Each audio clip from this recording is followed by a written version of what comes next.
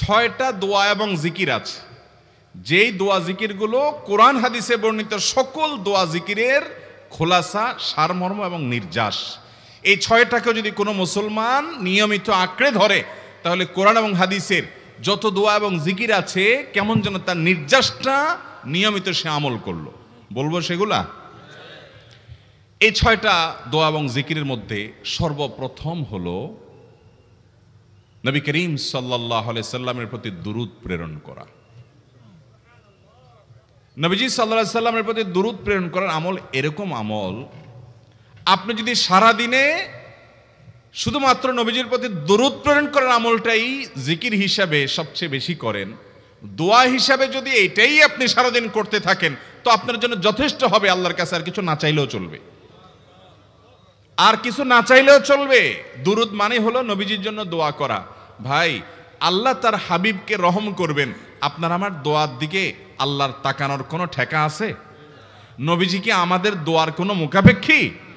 কিন্তু আমরা তার জন্য দোয়া করলে ওই চান্সে আল্লাহ তাআলা আমাদের প্রতি অনুগ্রহ করবেন। একবার না, আপনি নবীজির প্রতি একবার রহমতের দোয়া করবেন, একবার দুরূদ পাঠ করবেন। মান সাল্লা আলাইয়া মাররাতান সাল্লাল্লাহু আলাইহি আশারা, নবীজি সাল্লাল্লাহু আলাইহি সাল্লাম বলেছেন, একবার আমার জন্য তোমরা দোয়া করলে, আমার প্রতি দুরূদ পাঠ করলে, আল্লাহ তাআলা তোমাদের জীবনে 10 বার 10 জায়গায় 10 টাইমস তোমাদের উপরে আল্লাহ তাআলা অনুগ্রহ করবেন। আপনি টেরও পাবেন না কত জায়গায় আল্লাহ অনুগ্রহ করেছেন। আল্লাহ বাঁচাই দিয়েছেন, একটুর জন্য শেষ হয়ে যান নাই। ওই যে দুরূদ পড়ছেন, আল্লাহ তাআলা রক্ষা করছে, আপনি খবরও নাই। আল্লাহ তাআলা আপনার প্রতি বিশাল একটা দান করছে, আপনি লক্ষ্যও করেন নাই। ওই যে দুরূদ পড়ছেন একবার, 10 বার রহমত হবে। এভাবে যত দুরূদ পড়বে সে তত রহমত এবং অনুগ্রহ পাবে। এক সাহাবী বলেছেন, ইয়া রাসূলুল্লাহ, আমি আমার দোয়ার কত অংশ আপনার জন্য রিজার্ভ রাখবো? আমি তো আল্লাহর কাছে অনেক কিছু চাইবো, অনেক কিছু নিবেদন করব, আপনার জন্য যেন আল্লাহ রহমত নাজিল করে, এটাই হলো দুরূদ। এই দুরূদটা আমি কি পরিমাণ রাখবো? 4 ভাগের 1 ভাগ, 3 ভাগের 1 ভাগ, অর্ধেক? এরপরে সাহাবী বলছেন, আসলে যদি সবগুলোই করি, উনি এক একটা পার্সেন্টেজ বলছেন, আর নবী করিম সাল্লাল্লাহু আলাইহি সাল্লাম বলছেন যে, তাকে বুঝাচ্ছেন যে আরো বেশি করতে পারলে ভালো হয়।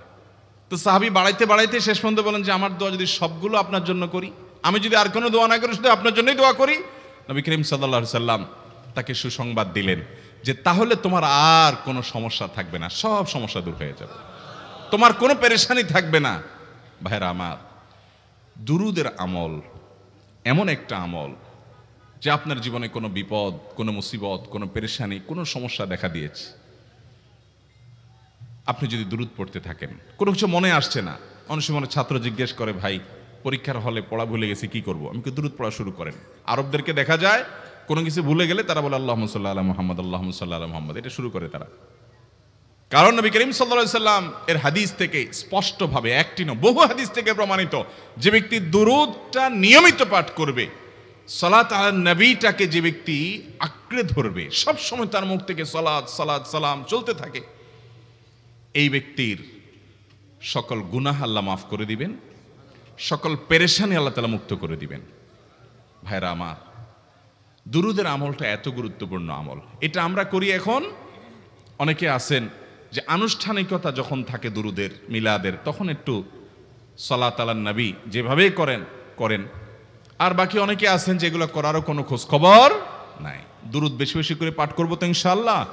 সবচেয়ে শ্রেষ্ঠ দুরূদ, সবচেয়ে উত্তম দুরূদ হলো দুরূদ ইব্রাহিম, যেটা নামাজে পড়েন। আর সবচেয়ে সংক্ষিপ্ত দুরূদ হলো সাল্লাল্লাহু আলাইহি ওয়াসাল্লাম। এছাড়া নবীজির প্রতি দোয়ামূলক যে কোনো দুরূদই আল্লাহর কাছে গ্রহণযোগ্য হতে পারে, যদি দুরূদের অর্থের মধ্যে, কথা বলার মধ্যে খারাপ কিছু না থাকে। দুরূদের নামে অনেকগুলো দুরূদ প্রচলিত আছে বিভিন্ন বই পুস্তকে, অমুক দুরূদ পড়লে অমুক এত নেকি হয়, বা অমুক দুরূদ পড়লে এতবার পড়লে ওই বিপদ দূর হয়। এগুলো কোনো হাদিস নির্দেশিত না, এগুলো হয়তো কারো তাজরিবা, অভিজ্ঞতা নির্ভর। কিন্তু হাদিস নির্দেশিত দুরূদ হলো দুরূদ ইব্রাহিম, আর সবচেয়ে সংক্ষিপ্ত দুরূদ হলো সাল্লাল্লাহু আলাইহি সাল্লাম। অর্থের ভিতরে যদি খারাপ কিছু, শিরকের কিছু না থাকে, নবীকে আবার আল্লাহর পর্যায়ে পৌঁছানোর মতো গুমরাহি যদি না থাকে দুরূদের অর্থের মধ্যে, তাহলে যে কোনো দুরূদই আপনি আল্লাহর কাছে পেশ করতে পারেন। তাহলে 6টা দোয়া হলো কোরআন হাদিসের শত শত সহস্র দোয়ার নির্যাস এবং খোলাসা। তার 1 নম্বর হলো দুরূদের আমল। করবো না বেশি বেশি ইনশাআল্লাহ? আমার জীবনে বহুবার এমন হয়েছে, বহুবার এমন এমন বিপদ যে দেয়ালে পিঠ ঠেকে গেছে, এখান থেকে উদ্ধারের কোনো পথ আর চোখের সামনে দেখা যাচ্ছে না। আমি এই আমলটি, এর পাশাপাশি ইস্তেগফারের আমল যেটা দ্বিতীয় নম্বরে বলবো আমি, এই দুটি আমল কন্টিনিউয়াসলি করে গেছে, হরদম প্রতি নিঃশ্বাসে নিঃশ্বাসে, বাস টয়লেটের টাইম বাদে বাকি ফুল টাইম এটা দুরুদ এবং ইস্তেগফার অব্যাহত রাখছি। আল্লাহ তাআলা এমন ভাবে অলৌকিকভাবে উদ্ধার করেছেন যে আমার কল্পনায়ও আসে না যে এখান থেকে এভাবে হেল্প হতে পারে। ভাইরা আমার অভিজ্ঞতার 2 পয়সার কোনো মূল্য নাই। আমার অভিজ্ঞতা কি আসলো না আসলো এটাতে কিছু আসা যায় নাই। রহমতুল্লিল আলামিন আল্লাহর রাসূল, আল্লাহর নবী ওয়াদা করেছেন যে আপনার পেরেশানি দূর হবেই হবে ইনশাআল্লাহ। অতএব দুরুদের আমল বেশি বেশি করবো না ইনশাআল্লাহ। নাম্বার 2, ইস্তেগফার। ইস্তেগফার ইস্তেগফার এটাও বেশি বেশি করতে হবে, দুরুদও বেশি বেশি করতে হবে। দুরুদের ব্যাপারে নবী করিম সাল্লাল্লাহু আলাইহি সাল্লাম এক হাদিসে বলেছেন, আকসিরু আলাইয়া মিনাস সালাতি মিন ইয়াউমিল জুমআতি ওয়া লাইলাতিল জুমআহ। জুমার রাতে আর জুমার দিনে, অর্থাৎ বৃহস্পতিবার দিবাগত রাত আর জুমার দিন শুক্রবার, এই সময়গুলোতে তোমরা আমার প্রতি বেশি বেশি দুরুদ পাঠ করো। এই যে নবীজি বলছেন বেশি বেশি পাঠ করো, তাহলে দুরুদটা বেশি বেশি পাঠ করতে হবে। ঠিক একইভাবে 2 নম্বর যেটা, দ্বিতীয় আমল যেটা ইস্তেগফার, এটাও বেশি বেশি করতে হবে। কারণ ইস্তেগফার সম্পর্কে কোন কোন হাদিসের ভাষ্যের মধ্যে মান লাজিমাল ইস্তেগফার ভাষ্য এসেছে, অর্থাৎ যে ব্যক্তি ইস্তেগফারকে আঁকড়ে ধরবে, এটাকে কন্টিনিউয়াসলি করবে, ইস্তেগফার কখনো ছাড়বে না, সবসময় তার মধ্যে ইস্তেগফার অব্যাহত থাকবে, ওই ব্যক্তিকে আল্লাহ রাব্বুল আলামিন বিভিন্ন পেরেশানি থেকে সারপ্রাইজড হওয়ার মতো এমন এমন পথ বের করে দিবে যে সে চিন্তাও করে নাই। তার পেরেশানি থেকে মুক্তির পথ আল্লাহ তাআলা দেখায় দিবেন। ইস্তেগফার কিভাবে করবেন ভাই? ইস্তেগফার এমন একটা আমল, এটা ছাড়া তো আমাদের উপায় নাই ভাই। ইস্তেগফার আমাদের দুনিয়ার পেরেশানি দূর করবে, আখিরাতের পেরেশানি দূর করবে। দুনিয়ার পেরেশানি আমাদের বিপদ আপদ মুসিবত, এগুলো রিজিকের অনটন অভাব এগুলা, আর আখিরাতের পেরেশানি হলো আমাদের পাপ গুনাহ এগুলা। কোরআনে কারিমে আল্লাহ রাব্বুল আলামিন সূরা নূহের মধ্যে আল্লাহ নবী নূহ আলাইহিস সালাম তার সম্পর্কে বলছেন, ফাকুলতুস্তাগফিরু রাব্বাকুম ইন্নাহু কানা গাফফারা ইউরসিলিস সামাআ আলাইকুম মিদরারা ওয়া ইউমদিদুকুম বিআমওয়ালিন ওয়া বানিন ওয়া ইয়াজআল লাকুম জান্নাতিন ওয়া ইয়াজআল লাকুম আনহারা। তিনি বলেন, আমি বলেছি আমার জাতিকে তোমরা ইস্তেগফার কাছে ইস্তেগফারটা করতে থাকো। রুটি রুজি নাই, চাকরি নাই, ইনকাম নাই, ব্যবসা খারাপ যাচ্ছে, পেরেশানি হচ্ছে, ইস্তেগফার ধরো, কি হবে? ইন্নাহু কানা গাফফারা। যদি ইস্তেগফার করো, 1 নম্বর লাভ হলো আল্লাহ মাফ করে দিবেন গুনাহ। ইউরসিলিস সামাআ আলাইকুম মিদরারা, যাতে ফসল ভালো হয়, রিজিক ভালো হয়, সেই ব্যবস্থা আল্লাহ করবেন। ওয়া ইউমদিদুকুম বিআমওয়ালিন ওয়া বানিন, ছেলে মেয়ে হয় না অথবা ভালো ছেলে মেয়ে নাই, আল্লাহ তাআলা নেক সন্তান দিয়ে তোমাকে শক্তিশালী করবেন, সম্পদ দিয়ে শক্তিশালী করবেন। ওয়া ইয়াজআল লাকুম জান্নাতিন ওয়া ইয়াজআল লাকুম আনহারা, আল্লাহ তাআলা প্রসবন দিবেন, ফসল দিবেন, বরকত দিবেন রুজিতে। কিসের মাধ্যমে? ইস্তেগফার। কিসের মাধ্যমে ভাই? ইস্তেগফার। আহা, ইস্তেগফারের আমল আমাদের দেশে মানুষ আমরা জানি না ভাই। এটাও আরবদেরকে আমি দেখেছি সারাক্ষণ তারা অবসর সময়গুলোতে ইস্তেগফার করতে থাকে, আস্তাগফিরুল্লাহ ওয়া আতুবু ইলাইহি, আস্তাগফিরুল্লাহ আস্তাগফিরুল্লাহ। মানে কি? আল্লাহর কাছে আমি ক্ষমা প্রার্থনা করি, আল্লাহর কাছে আমি মাপ চাই, আল্লাহর কাছে আমি তওবা করি, আল্লাহর দিকে আমি ধাবিত হই, আল্লাহর কাছে আমি ফিরে যাই, আস্তাগফিরুল্লাহ আস্তাগফিরুল্লাহ। আপনি বসে আছেন নিরিবিলি, ভাইরা আমার, এখন আর নিরিবিলি বলতে কোনো সময় নাই, এখন আর ফ্রি টাইম নাই, এখন আর আমাদের অবসর টাইম নাই। আস্তাগফিরুল্লাহ কখন বলবো? মোবাইল টিপতে টিপতে টিপতে টিপতে, ফেসবুকের নোটিফিকেশন দেখতে দেখতে দেখতে, লাইক কমেন্ট গুনতে গুনতে আমাদের এখন কোনো ফুরসত নাই। বাহিরে তো নাই, টয়লেটে গেলেও তখন আমাদের ব্যস্ততা মোবাইল নিয়ে, ফেসবুক নিয়ে, ঘুমাইতে গেলেও আমাদের ব্যস্ততা। ও ভাই আমার, অথচ আমার হায়াত শেষ হয়ে যাচ্ছে, আমল নামার শূন্য খালি, ফেসবুক টিপাটিপিতে পরিপূর্ণ। আল্লাহর কাছে কি নিয়ে যাবেন? ইস্তেগফার করবেন তো ইনশাআল্লাহ? অবসর সময় ইস্তেগফার করবেন তো ইনশাআল্লাহ? নিরিবিলি আছেন, একাকী আছেন, ইস্তেগফার চালায় দেন। 10 সেকেন্ড টাইম পাইছেন, ইস্তেগফার শুরু করে দেন। ডাক্তারের কাছে গেছেন, ওয়েটিং এ আছেন, বসে আছেন, ইস্তেগফার করতে থাকেন। সিরিয়াল আছেন কোনো কাজের, ইস্তেগফার করতে থাকেন। ডিউটিতে যাচ্ছেন গাড়িতে, বাইসাইকেলে, বাইকে, যে কোনো ভাবে পায়ে হেঁটে ইস্তেগফার করতে থাকেন। যে কোনো অবসরের সময়গুলোকে ইস্তেগফার দিয়ে পরিপূর্ণ করে দেন। ভাইরা আমার, ইস্তেগফার সকল সমস্যার সমাধান। ইস্তেগফারের ভিতরে সবচেয়ে শ্রেষ্ঠ ইস্তেগফার হলো সাইয়্যিদুল ইস্তেগফার।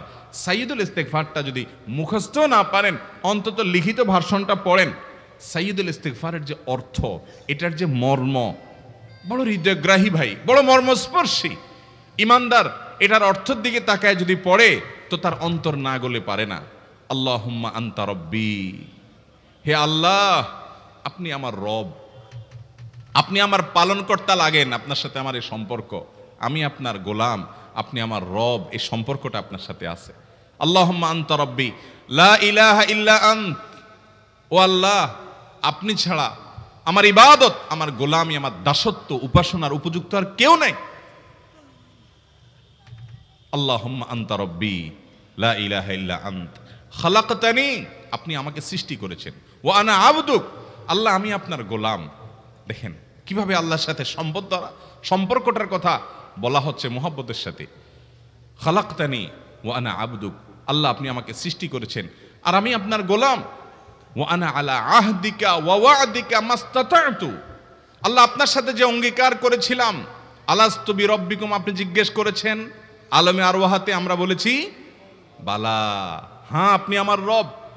আপনাকে রব হিসাবে স্বীকৃতি দিয়ে আপনার গোলামি করার যে অঙ্গীকার আমরা করেছি, কালিমাতুশ শাহাদা যে আমরা পাঠ করেছি, এই যে আপনার সাথে কৃত অঙ্গীকার, রব হিসাবে স্বীকৃতি দেওয়ার পর, গোলাম হিসাবে মেনে নেওয়ার পর, আমি আপনার যে গোলামি করার কথা ছিল, ওয়া আনা আলা আহদিকা ওয়া ওয়া'দিকা মাস্তাতা'তু, যতটুকু পারছি আমি সে ওয়াদার উপরে থাকার চেষ্টা করছি আল্লাহ। ওয়া আনা আলা আহদিকা ওয়া ওয়া'দিকা মাস্তাতা'ত আবুউ লাকা বিনি'মাতিকা আলাই, আল্লাহ আমি স্বীকার করি আপনি আমার প্রতি অনেক নিয়ামত দিয়েছেন, অনেক নিয়ামত দিয়েছেন, এটা আমি স্বীকার করি। ওয়া আবুউ লাকা বিযামবি, আর আমি এও স্বীকার করি যে আল্লাহ অনেক অপরাধ, অনেক পাপ আমার দ্বারা হয়ে গেছে। ফাগফিরলি, অতএব আপনি আমাকে মাফ করে দেন। ফাইন্নাহু লা ইয়াগফিরুয যুনুবা ইল্লা আনতা, কারণ আপনি ছাড়া আর কেউ গুনাহ ক্ষমা করতে পারবে। ভাইরা আমার, অর্থের দিকে লক্ষ্য করে করে, মর্মটা বুঝে বুঝে একটু সাইয়্যিদুল ইস্তেগফার পড়েন। লেখা দেখে দেখে পড়েন, ইউটিউব থেকে দেখে দেখে পড়েন, কিন্তু পড়েন। আল্লাহুম্মা আনতা রাব্বি লা ইলাহা ইল্লা আন্ত খালাকতানি ওয়া আনা আবদুক ওয়া আনা আলা আহদিকা ওয়া ওয়া'দিকা মাস্তাতা'তু আউযু বিকা মিন শাররি আবুউ লাকা বিনি'মাতিকা আলাইয়া ওয়া আবুউ লাকা বিযামবি ফাগফিরলি ফাইন্নাহু লা ইয়াগফিরুয যুনুবা ইল্লা আনতা। এটা হলো বড় ইস্তেগফার। এত বড় ইস্তেগফার পড়তে পারেন না, কোনো পেরেশানি নাই, কোনো অসুবিধা নাই। সবচেয়ে ছোট ইস্তেগফার হলো আস্তাগফিরুল্লাহ আস্তাগফিরুল্লাহ আস্তাগফিরুল্লাহ। আল্লাহ আপনার কাছে ক্ষমা চাই, কত ভুল হয়ে যায়, কত অন্যায় হয়ে যায়।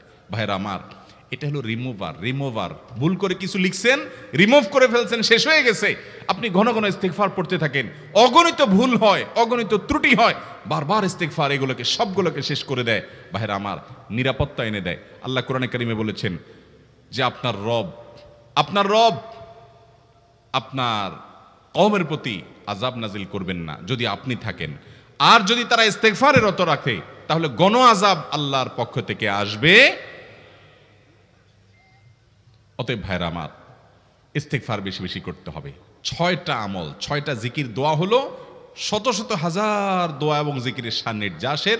দ্বিতীয়টা হলো ইস্তেগফার। চেষ্টা করবো না ইনশাআল্লাহ ইস্তেগফার করার, চলতে ফিরতে আস্তাগফিরুল্লাহ ওয়া আতুবু ইলাইহি, অথবা শুধু আস্তাগফিরুল্লাহ। আরেকটা ইস্তেগফার হাদিসে বর্ণিত, আস্তাগফিরুল্লাহাল্লাযী লা ইলাহা ইল্লা হুয়াল হাইয়ুল কাইয়্যুম ওয়া আতুবু ইলাইহি ওয়া লা হাওলা ওয়া লা কুওয়াতা ইল্লা বিল্লাহ। এটাও ইস্তেগফার। তাহলে একটা বড় ইস্তেগফার, একটা মিডিয়াম, একটা ছোট, যার যেটা সুবিধা হয় এটা পড়েন। বড়টা হলো সাইয়্যিদুল ইস্তেগফার, সবচেয়ে শ্রেষ্ঠ ইস্তেগফার যেটা হাদিসে বর্ণিত হয়েছে। সাইয়্যিদুল ইস্তেগফার নবীজি সকাল সন্ধ্যা পাঠ করতেন, বিভিন্ন সময় পাঠ করতেন, রাতে পাঠ করার কথা বলতেন। সাইয়্যিদুল ইস্তেগফার পাঠ করলে আল্লাহ রাব্বুল আলামিন ওই দিনে, ওই রাতে, ওই ব্যক্তি মারা গেলে তার সব গুনাহ খাতা মাফ করে তাকে জান্নাত দিবেন ইনশাআল্লাহ। অতএব ভাইরা আমার, সাইয়্যিদুল ইস্তেগফার সবচেয়ে বড়, আস্তাগফিরুল্লাহাল্লাযী লা ইলাহা ইল্লা হুয়াল হাইয়ুল কাইয়্যুম ওয়া আতুবু ইলাইহি ওয়া লা হাওলা ওয়া লা কুওয়াতা ইল্লা বিল্লাহ। এটা হলো মাঝারি ধরনের। আর সবচেয়ে ছোট ইস্তেগফার হলো আস্তাগফিরুল্লাহ ওয়া আতুবু ইলাইহি। তাহলে 6 আমলের কয়টা গেল? 2টা। প্রথমটা হলো দুরুদ আর দ্বিতীয়টা হলো ইস্তেগফার।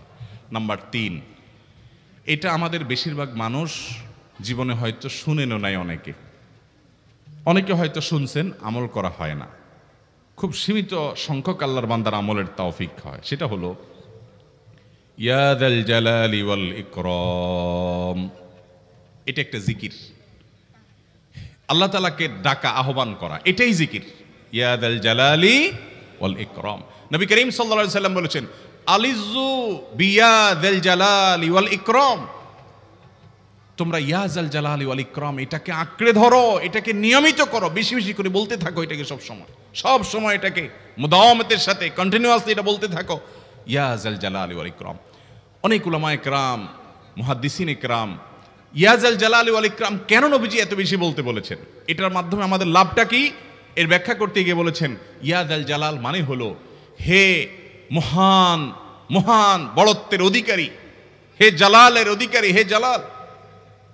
ওয়াল ইকরাম হে দানশীল। তাহলে প্রথম বাক্যে আল্লাহর বড়ত্বের কথা স্বীকৃতি দিয়ে প্রশংসা করা হয়, আর দ্বিতীয় বাক্যে হে দানশীল বলে আল্লাহ তাআলার কাছ থেকে চাওয়া হয় যে আপনি যেহেতু দানশীল এবং আপনি যদি মহান, অতএব আপনি আমাকে দান করেন। এটা ডাকলেই, আল্লাহকে এই বলে ডাকলেই চাওয়া হয়ে যায়। এই জন্য বেশি বেশি করে ইয়া যাল জালালি ওয়াল ইকরাম পড়তে হবে।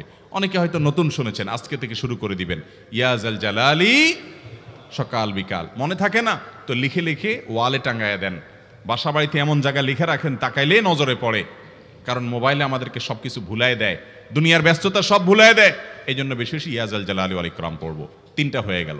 নাম্বার 4 নম্বর যে দোয়া এবং জিকির করতে নবী করিম সাল্লাল্লাহু আলাইহি সাল্লাম সব সময় আমাদেরকে উৎসাহ দিয়েছেন, অনুপ্রেরণা দিয়েছেন।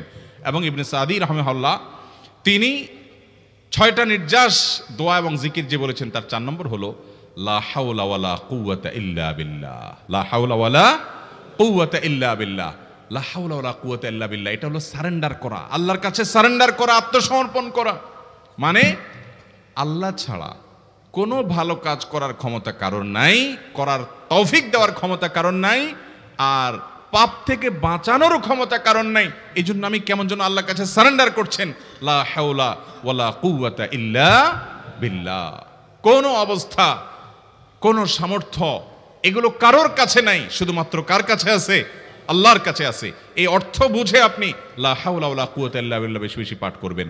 নবী করিম সাল্লাল্লাহু আলাইহি সাল্লাম বলেছেন, তোমাদেরকে কি আমি জান্নাতের একটা ভান্ডারের খবর দিব, যেটা জান্নাতের ভান্ডার, সওয়াব টওয়াব না, সাধারণ অল্প স্বল্প সওয়াব না, পুরো জান্নাতের ভান্ডারের সন্ধান দিয়ে দিব। সাহাবা ইকরাম তো চাইতেনই সেটা।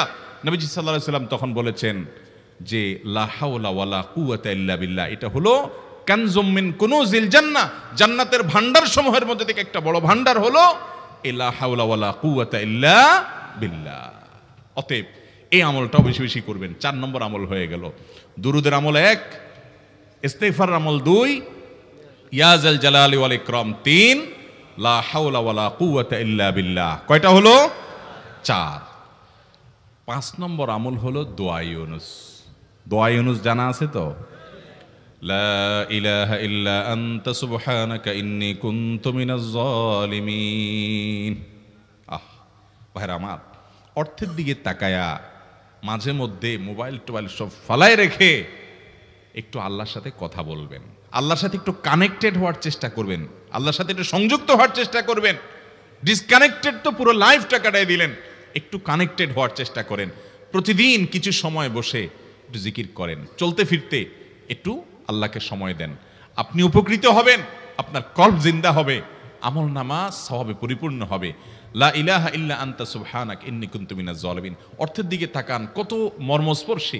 লা ইলাহা ইল্লা আনতা, আল্লাহ আপনি ছাড়া কোনো সত্যিকারের মাহবুদ নাই, উপাস্য নাই। সুবহানাক, আপনি পবিত্র, আমি আপনার পবিত্রতা জ্ঞাপন করছি। ইন্নী কুনতু মিনাজ জালিমিন, তবে আমি সেসব মানুষদের অন্তর্ভুক্ত যারা নিজের প্রতি নিজে জুলুম করেছে, অবিচার করেছে, অন্যায় করে আমার নিজের পায়ে নিজে কুড়াল মেরেছি বহু। অতএব আপনি আমাদের প্রতি রহম করেন। এই দোয়া পাঠ করে আপনারা সবাই জানেন আল্লাহর একজন নবী, তিনি জীবনের সবচেয়ে কঠিন পরিস্থিতির মুখোমুখি হয়ে এমন বিপদে পড়েছেন যে বিপদ থেকে উদ্ধারের কোনো পথ ছিল না। দুনিয়াবী সকল সিস্টেম বলবে যে সমুদ্রে নিক্ষেপিত হয়ে বিশাল বড় সমুদ্রের প্রাণী মাছের পেটে চলে গেলে সে মানুষ আবার বাঁচে কিভাবে? মুহূর্তের ভিতরেই তো মারা যাবে অক্সিজেনের অভাবে। এটাই দুনিয়ার সিস্টেম বলে। আল্লাহ তাআলা অলৌকিকভাবে লৌকিক সিস্টেমের ঊর্ধ্বে রেখে আল্লাহ তাআলা তাকে এই বাক্য পাঠ করার কারণে এর মাধ্যমে আল্লাহ তাকে মুক্তি দান করেছেন। এবং আল্লাহ তাআলা এই ঘটনা কোরআনে উল্লেখ করার পর একটা সুসংবাদ বলছেন আমাদের সবার জন্য, বিরাট বড় আনন্দের সংবাদ। আল্লাহ বলেছেন, ওয়াকাযালিকা নুনজিল মুমিনিন। এই বাক্য পাঠ করার পর ইউনূস আলাইহিস সালামকে শুধু রক্ষা করেছেন আল্লাহ তাই নয়, আল্লাহ বলেছেন একইভাবে তাকে যেরকম রক্ষা করেছি, এই বাক্য যদি কেউ পড়ার মতো পড়ে, হক আদায় করে পড়ে, মনের গভীর থেকে পড়ে, মর্ম উপলব্ধি করে পড়ে, নিয়মিত পড়ে, ওয়াকাযালিকা নুনজিল মুমিনিন, ঈমানদারদেরকে আমি রক্ষা করে দেব এভাবে। আরো শুনবেন, আমাদের প্রিয় নবী সাল্লাল্লাহু আলাইহি সাল্লাম বলেছেন, তোমরা আমার ভাই ইউনূস ইবনে মাত্তা যে দোয়া করেছে, ওই দোয়াটাকে তোমরা আঁকড়ে ধরবা, যে কোনো বিপদে আপদে মুসিবতে আল্লাহর কাছে চাইবা। ভাইরা আমার, আমরা বিপদ আপদে পড়লে হুজুরদের কাছে চলে যায় দোয়ার জন্য। অনেকে মাজারে চলে যায়, সেখানে মানত করে, টাকা পয়সা দেয় বিপদ উদ্ধার করার জন্য। কপাল পোড়া জানে না ও কার গোলাম, ও আরশে আজিমের মালিকের গোলাম, তার সাথে ডাইরেক্ট কানেক্টেড হওয়ার সুযোগ আছে, শুধু ইউজ করলেই হয়, সুইচ দিলেই হয়। কপাল পোড়া জানে না, ডানে বামে গিয়ে নিজের আমল বরবাদ করে, ঈমান বরবাদ করে, তাওহীদ নষ্ট করে। ভাইরা আমার, তাহলে যে কোনো সমস্যা ফিল করি অথবা স্বাভাবিক অবস্থাতে দোয়া ইউনূস পাঠ করব, লা ইলাহা ইল্লা আনতা সুবহানাকা ইন্নী কুনতু মিনাজ জালিমিন। ভাইরা আমার, দুনিয়ার মানুষের কাছে আপনি অপরাধী এটা বললে খারাপ লাগে। আপনি একটা অফিসে চাকরি করেন, দুর্নীতি করে চুরি করে ধরা পড়ছেন, বসের কাছে যায় মাপ চাইছেন, স্যার ভুল হয়ে গেছে, আর কখনো করব না, লোভে পড়ে করে ফেলছি, বিপদে পড়ছিলাম, টাকা টানছিল স্যার, আর কোনোদিন করব না, মাফ করে দেন স্যার, চাকরিটা রাখেন স্যার। আপনি মাপ চাইলেন, লজ্জিত হলেন, চোখের পানি ফেললেন, পাও ধরে মাপ চাইলেন, ছোট হলেন। এই ছোট হওয়ার পরে আপনার চাকরি যদি টিকেও যায়, বস যদি আপনাকে মাফ করেও দেন, তারপরেও কি আপনার কাছে ভালো লাগবে? না এত বড় একটা অঘটন ঘটলো, ছোট হলেন, সবার সামনে লজ্জিত হলেন, অনুতপ্ত হলেন, ধরা পড়লেন, মাপ চাইতে হলো, এজন্য আপনার খারাপ লাগবে না? কিরকম খারাপ লাগবে? এত খারাপ লাগে অনেকে সহ্য করতে পারে না, গুনাহের দিকে চলে যায়, আত্মহত্যা পর্যন্ত করে ফেলে, এই বেইজ্জতি সহ্য করতে পারে না। ঠিক না ভাই? ঠিক। মানুষের কাছে মাপ চাইলে, মানুষের কাছে ছোট হলে মানুষের কষ্ট হয়। অদ্ভুত। আরশে আজিমের মালিকের কাছে সেজদায় পড়ে চোখের পানি ফেলে যদি স্বীকার করেন, ও মালিক, নামাজ পড়ি নাই, বড় জুলুম করেছি, কাবিরা গুনাহ করেছি, ও মালিক, হারাম জিনিস দেখে ফেলেছি, খারাপ জিনিস শুনে ফেলেছি, পাপ করেছি, অপরাধ করেছি মালিক, জাহান্নামের যে বিবরণ হাদিসে আসছে, এটা সহ্য করার ক্ষমতা আমার নাই, আপনি আমাকে মাফ করে দেন। এইভাবে যদি আল্লাহর কাছে একটু চোখের পানি ফেলে দোয়া করেন, একটু দোয়া করে দেখেন, আল্লাহর শপথ করে বলছি, আপনার জীবনে সবচেয়ে আনন্দের মুহূর্ত হবে তখন যেদিন এরকম দোয়া করতে পেরেছেন, চোখের পানি ফেলতে পেরেছেন। দুনিয়ার মানুষের কাছে ছোট হলে মানুষের মনটা সংকীর্ণ হয়, ছোট হয়, মানুষ অপমান বোধ করে, খারাপ লাগে। মালিকের কাছে যদি কেউ মাপ চায়, চোখের পানি ফেলে, ইস্তেগফার করে, ছোট হয়, তাহলে তার অন্তরে আরো আনন্দ অনুভব হয়। সালহাতু সঙ্গে বুদি দিল খরাশ, আজমোদে এক জামানা খাকে বাস। পাথর হয়ে বহুকাল ছিলে ভাই, কিছু কালের জন্য একটু মাটি হও, আসো, একটু মাটি হয়ে দেখো। পাথর হয়ে তুমি যতটা আনন্দিত হয়েছো, পুলকিত হয়েছো, পরিতৃপ্ত হয়েছো, আরশে আজিমের মালিকের শপথ করে বলছি, আল্লাহর কাছে মাটি হয়ে, ছোট হয়ে, তুচ্ছ হয়ে, অপমানিত হয়ে, ক্ষমা চেয়ে, ইস্তেগফার করে তুমি যখন লা ইলাহা ইল্লা আনতা সুবহানাকা ইন্নী কুনতু মিনাজ জালিমিন, নিজে পাপ করেছো এটা স্বীকার যখন করবে, তখন আল্লাহ তাআলা শুধু মাফ করবেন না, তোমাকে ঈমানের স্বাদ দিবেন, তুমি সাথে সাথে অন্তরে সেটা অনুভব করবা। ভাইরা আমার, আল্লাহর দিকে ধাবিত হব তো ইনশাআল্লাহ? গুনাহের, পাপের, অপরাধের পথ ছেড়ে আসবো তো ইনশাআল্লাহ? লা ইলাহা ইল্লা আনতা সুবহানাকা ইন্নী কুনতু মিনাজ জালিমিন। কোরআন হাদিসের নির্যাসের 5 নম্বর আমল দোয়া ইউনুস। নবীজি সাল্লাল্লাহু আলাইহি সাল্লাম বলেছেন, আমার ভাই ইউনুস আলাইহিস সালাম তিনি আল্লাহর কাছে এটা পড়ে যেরকম বিপদ থেকে রক্ষা পেয়ে গেছেন, তোমরা আমার ভাই ইউনুস আলাইহিস সালামের দোয়াটা বেশি বেশি পড়বা, ওইটাকে তোমরা আঁকড়ে ধরবা, তোমাদেরকে আল্লাহ তাআলা উদ্ধার করবেন। আল্লাহ কোরআনে ওয়াদা করেছেন, ওয়া কাযালিকা নুনজিল মুমিনিন, এভাবে আমি ঈমানদারদেরকে রক্ষা করব। অতএব ভাইরা আমার, বিপদ আপদে ওই মাজারে দৌড় দিবেন না, হুজুরের কাছে দোয়া চান, এটাতে দোষের কিছু নাই, কিন্তু সবকিছুর আগে আপনি নিজে নিজের মালিকের কাছে চান। আমরা অনেকে দোয়া করি না, কেন করি না? আমরা মনে করি যাইরে আমি এত গুনাহগার মানুষ, আমার দোয়া কবুল হবে, এই জন্য হুজুরের কাছেই শুধু যায়, যে হুজুর যদি কিছু বলে দেয়।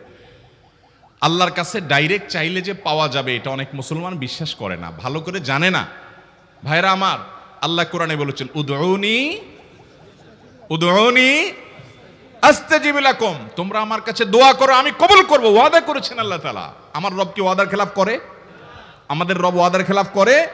ইন্নাহু লা ইউখলিফুল মিআদ, তিনি ওয়াদার খেলাফ করেন না। তিনি বলেছেন তোমরা দোয়া করো, হালাল বক্ষণ থাকে, যদি হালাল উপার্জন যদি থাকে, শরীরে যদি হারাম যদি না থাকে, শর্ত আদায় করে দোয়া যদি করেন, দোয়া করে আবার হুলস্থুল যদি না করেন, তাড়াহুড়ো যদি না করেন, দোয়া করে আল্লাহর কাছে দরখাস্ত জমা দিয়ে দেন, দুরূদ পাঠ করেন, শর্ত আদায় করে দোয়া করেন, আপনি যত অপরাধী হন, যত গুনাহগার হন, যত পাপিষ্ঠ হন, আল্লাহ আপনার দোয়া কবুল করবে। আচ্ছা ভাই, আমরা যত খারাপ হই, আপনি নামাজ পড়েন না, আপনি ফিল্ম দেখেন, আপনি হারাম জিনিস দেখেন, আপনি অনেক খারাপ কাজ করেন, গালিগালাজ করেন, মানুষের হক মারেন, যত খারাপ আপনি হন, আপনি ইবলিসের চেয়ে বেশি খারাপ হতে পারবেন? ইবলিসের চেয়ে বেশি খারাপ হওয়ার সুযোগ আছে? খারাপের বাপ সে, তার মতো খারাপ তো আপনি চাইলেও হতে পারবেন না, ঠিক না ভাই? ঠিক।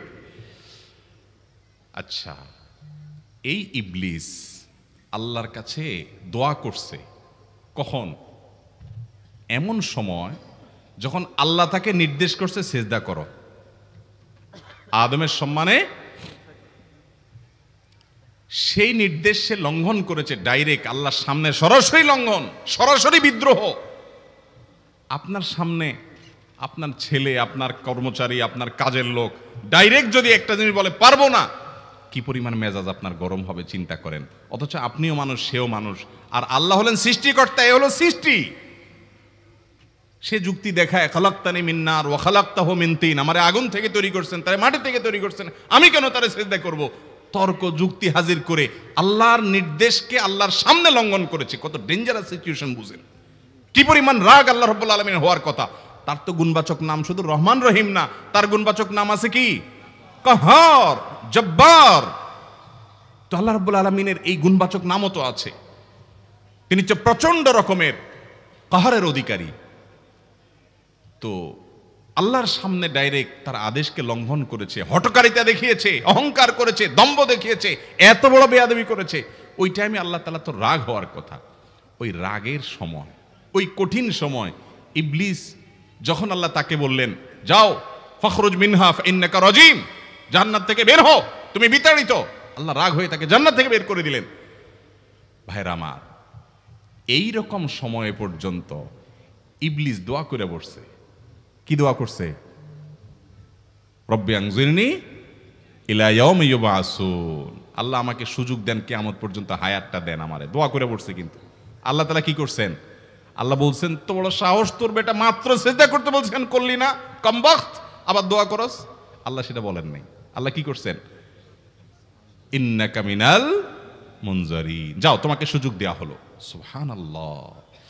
ইবলিস যদি আল্লাহর রাগ হওয়ার মতো সময়ে, ক্রোধ হওয়ার মতো সময়ে আল্লাহর সামনে আল্লাহর সরাসরি অবাধ্য হয়ে আল্লাহ তাকে বের করে দিচ্ছেন বিতাড়িত শয়তানকে, ওই টাইমে যদি দোয়া করার পর ইবলিসের দোয়া কবুল হয়, ও মুসলমান, আপনি আল্লাহর গোলাম হিসেবে নিজেকে স্বীকার করেন, আপনি যত পাপিষ্ঠ হন না কেন, আপনার দোয়া কেন কবুল হবে না? আল্লাহর কাছে দোয়া করবো না ইনশাআল্লাহ? ইবলিসই আমাদেরকে বুঝায়, ফুসলায়, তুই কোন মুখে দোয়া করবি আল্লাহর কাছে? তোর নামাজের ঠিক নাই, তোর ইবাদতের ঠিক নাই, এত আকাম কুকাম করস ফেসবুকে, ইউটিউবে, তোর মতো 2 নম্বর একটা মানুষ, কোন মুখে আল্লাহর কাছে দোয়া করবি? থাক, দোয়া করিস না, আমি কেমনে এই মুখ নিয়ে দোয়া করবি? এটা যখন আপনার মনের ভিতরে আসে, তখন বুঝবেন যে মিস্টার ইবলিস অ্যাক্টিভ হয়ে গেছে আপনার শরীরে। কথা কি বুঝাতে পারছি? আল্লাহর কাছে দোয়া করবেন তো ইনশাআল্লাহ। এই 6টা দোয়া জিকিরের 5 নম্বর দোয়া ইউনুস, অর্থ সহকারে বুঝে বুঝে আল্লাহর কাছে চাইবেন এবং দোয়া করবেন। 6 নম্বর হলো সুবহানাল্লাহ, আলহামদুলিল্লাহ, লা ইলাহা ইল্লাল্লাহ, আল্লাহু আকবার। এই বাক্যগুলো দেখবেন ঘুরে ফিরে নবী করিম সাল্লাল্লাহু আলাইহি ওয়াসাল্লাম সারাদিন পড়তেন। 5 ওয়াক্ত নামাজের পরে 33 বার দেখবেন। আবার দেখবেন সকাল সন্ধ্যায় সুবহানাল্লাহি ওয়া বিহামদি 100 বার, সুবহানাল্লাহি ওয়াল হামদুলিল্লাহি আল্লাহু আকবার 100 বার।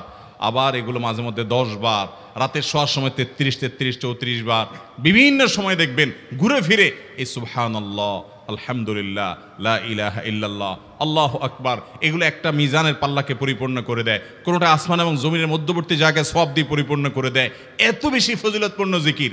এই জন্য পুরো কোরআন হাদিসের দোয়া এবং জিকিরের নির্যাসের শেষ এবং 6 নম্বর হলো বেশি বেশি করে দিন রাত 24 ঘন্টা যখন সুযোগ পাবেন, যেখানে যেখানে হাদিসে যে সংখ্যা বলা আছে ওটাতে করবেনই, ওর বাইরেও বেশি বেশি করে সুবহানাল্লাহ, আলহামদুলিল্লাহ, লা ইলাহা ইল্লাল্লাহ, আল্লাহু আকবার বেশি বেশি করবো না ইনশাআল্লাহ। আবারও বলছি, পুরো কোরআন হাদিসের দোয়া এবং জিকিরের নির্যাস 6টির একটি হলো, এটি ইবনে সাঈদী রাহিমাহুল্লাহর গবেষণা, তার গবেষণার আলোকে তিনি এটা পেশ করেছেন। এটি আবার কোনো হাদিস থেকে নির্যাস বের করে দেওয়া হয়েছে সে নয়, এটা একজন মুফাসসিরের গবেষণা। তিনি বলেছেন কোরআন হাদিসে যত দোয়া বলা হয়েছে সবগুলার মর্ম কথা এর মধ্যে চলে আসে। তাছাড়া নবী সাল্লাল্লাহু আলাইহি সাল্লাম এবং কোরআনে এইগুলাকে বেশি বেশি করতে বলেছেন। আলিজ্জু, আকফিরু, মান লাজিমা, এই শব্দগুলো ব্যবহার করা হয়েছে। এই জন্য এগুলো বেশি বেশি করে করতে হবে। এই যে শেষেরটা নবী সাল্লাল্লাহু আলাইহি ওয়াসাল্লাম সবসময় বিভিন্ন জায়গায় করতেন। আবারও বলছি, নাম্বার 1 দুরুদ, নাম্বার 2 ইস্তিগফার, নাম্বার 3 ইয়া যাল জালালি ওয়াল ইকরাম, নাম্বার 4 লা হাওলা ওয়ালা কুওয়াতা ইল্লা বিল্লাহ, জান্নাতের ভান্ডার এটা, নাম্বার 5 লা ইলাহা ইল্লা আনতা সুবহানাকা ইন্নী কুনতু মিনাজ জালিমিন, বিপদ না আসলেও স্বাভাবিক অবস্থায় পড়বেন। নাম্বার 6 সুবহানাল্লাহি ওয়াল হামদুলিল্লাহি ওয়া লা ইলাহা ইল্লাল্লাহু আল্লাহু আকবার। নিয়মিত করব তো ইনশাআল্লাহ। আল্লাহ আমাকে আপনাকে আমাদের সবাইকে আমল করার তৌফিক দান করুন, সব সময় জিকিরের মধ্যে থাকার তৌফিক দান করুন। জাযাকুমুল্লাহু খায়রা ওয়া আখিরু দাওয়ানা আলহামদুলিল্লাহি রাব্বিল আলামিন।